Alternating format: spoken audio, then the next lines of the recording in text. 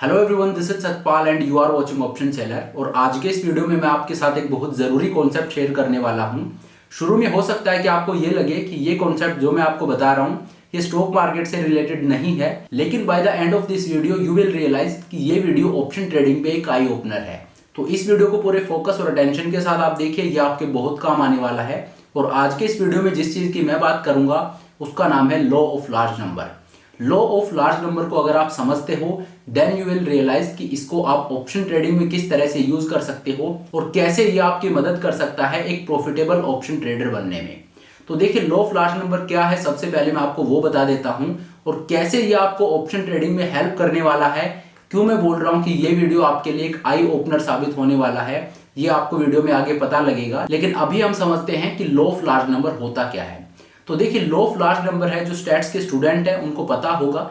बाकी मैं आपको बता दूं कि law of large number basically ये कहता है कि किसी भी चीज की जो प्रोबेबिलिटी है वो प्ले आउट कब होती है, जब सैंपल साइज को बढ़ा दिया जाता है। ये मैंने आपको बिल्कुल लेमन टर्म में बता दिया है कि इसका मतलब क्या है कि जब भी हम किसी चीज के सैंपल साइज को बढ़ा देते हैं तो जो प्रोबेबिलिटी है वो प्ले आउट होने लगती है। इसका मतलब क्या हुआ कि लेट से मैं कोई कॉइन को टॉस करता हूं। अगर मैं एक कॉइन को टॉस कर रहा हूं तो प्रोबेबिलिटी क्या है कि हेड्स आएगा या टेल्स आएगा।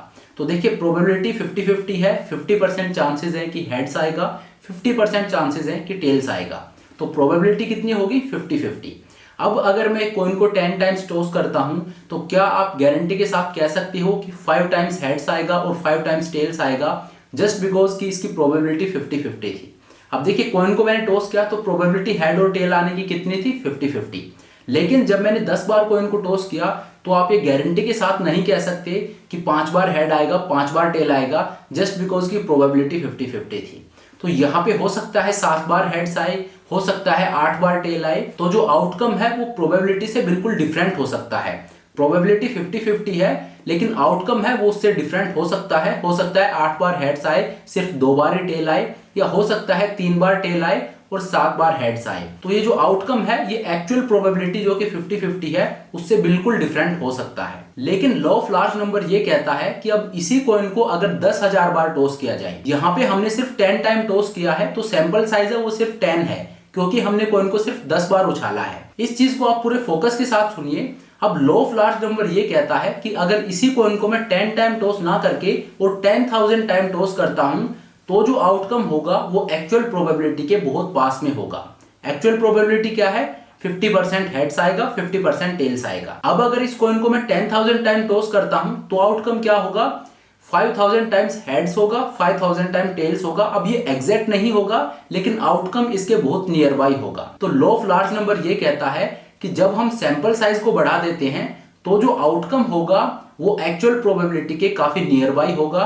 मतलब एक्चुअल प्रोबेबिलिटी किसी भी कॉइन की 50-50 होती है, तो हो सकता है 10 बारी में वो 50-50 प्रोबेबिलिटी है वो प्ले आउट ना हो। लेकिन अगर सैंपल साइज बढ़ा दिया, अब आप कॉइन को 10,000 टाइम टॉस करोगे तो जो आउटकम होगा वो एक्चुअल प्रोबेबिलिटी की तरफ जाएगा।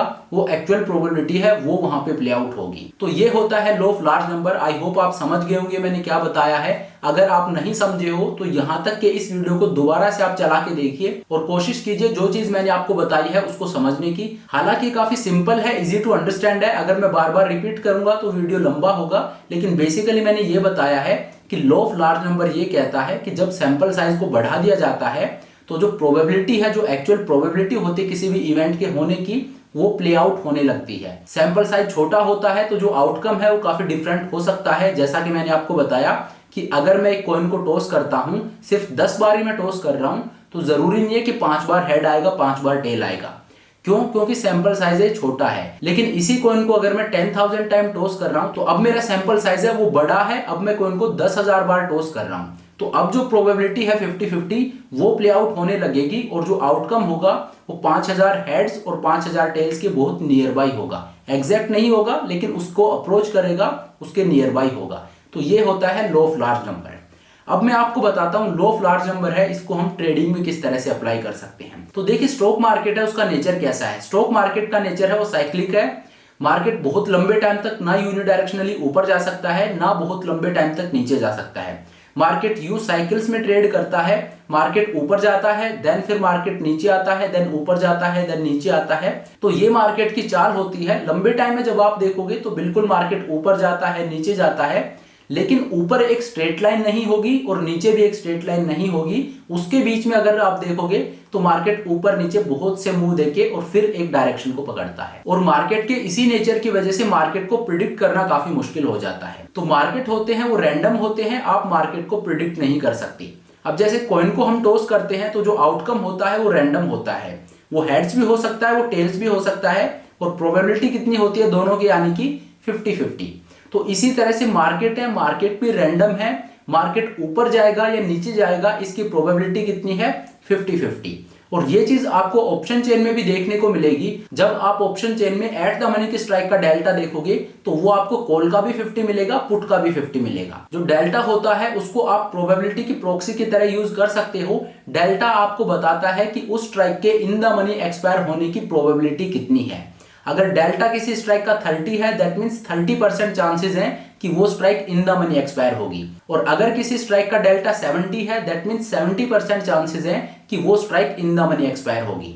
तो इसी तरह से जो एट द मनी है, एट द मनी का लेवल कौन सा होता है, जहां पे मार्केट ट्रेड कर रहा है उस लेवल को बोलते हैं एट द मनी। तो एट द मनी का जो लेवल होता है उस स्ट्राइक प्राइस के कॉल और पुट दोनों का डेल्टा 50 होता है। अब 50 डेल्टा का मतलब क्या हुआ कि उस स्ट्राइक के इन द मनी एक्सपायर होने के चांसेस 50 हैं। अब मार्केट जहां पे खड़ा है उस स्ट्राइक के इन द मनी होने के चांसेस 50 है। इसका मतलब क्या हुआ कि 50% चांसेस है कि मार्केट ऊपर जा सकता है, 50% चांसेस है कि मार्केट नीचे जा सकता है। तो ऑप्शन चेन है वो भी हमें यही बताती है कि स्टॉक मार्केट है उसका नेचर रैंडम है।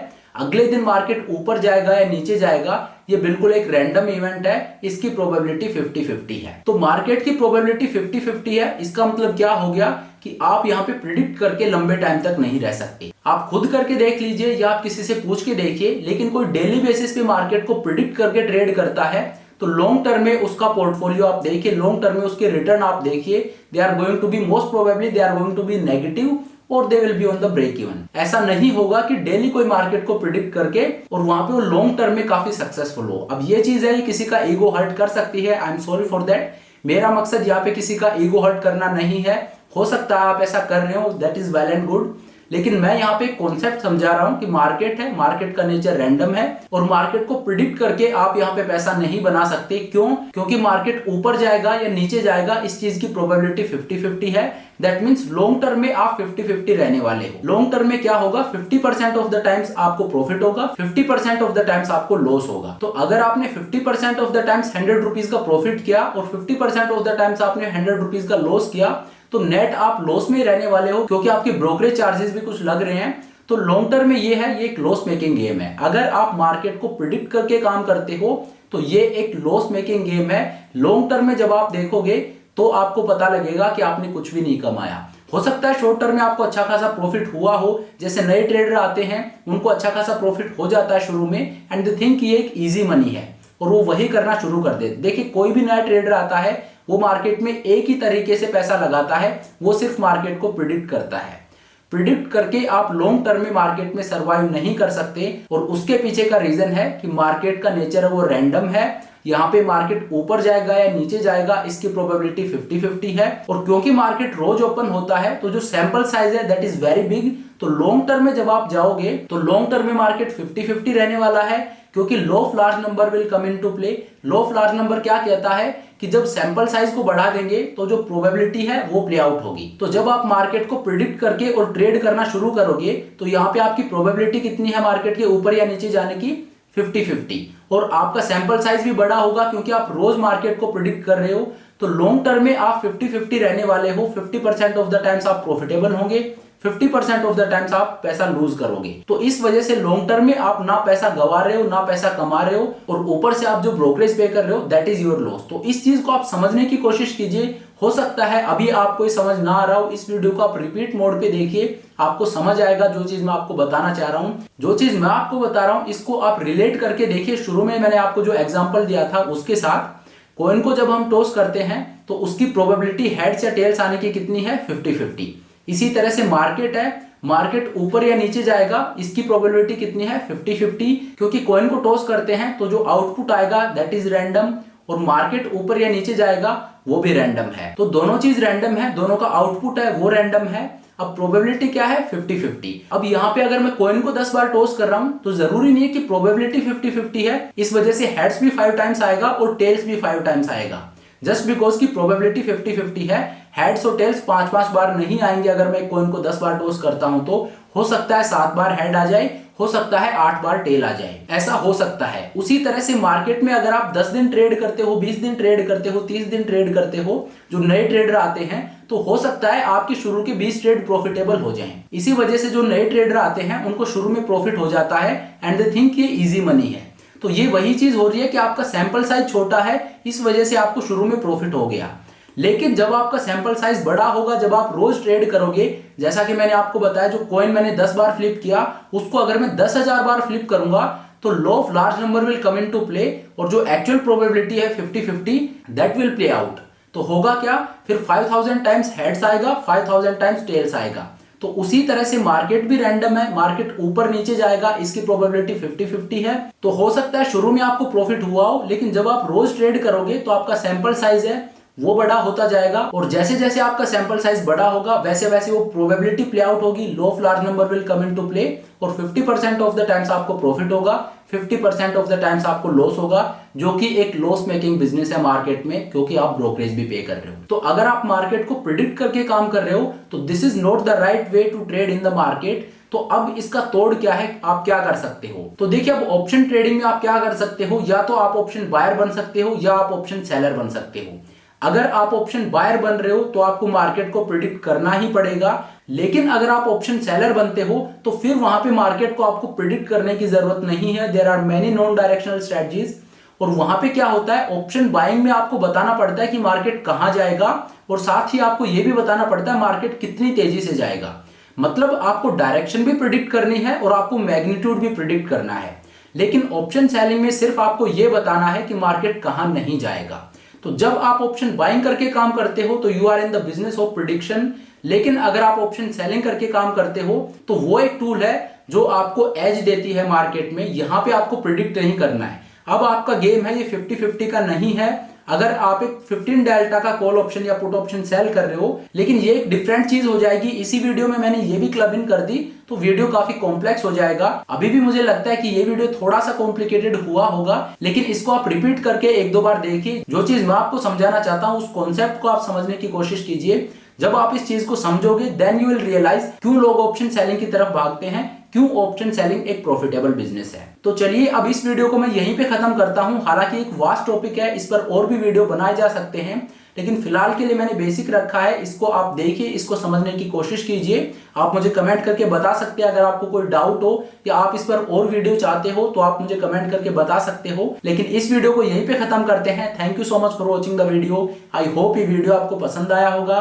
अगर वीडियो अच्छा लगा तो मेक श्योर आप वीडियो को लाइक करें, चैनल को सब्सक्राइब करें। This is Satpal signing off.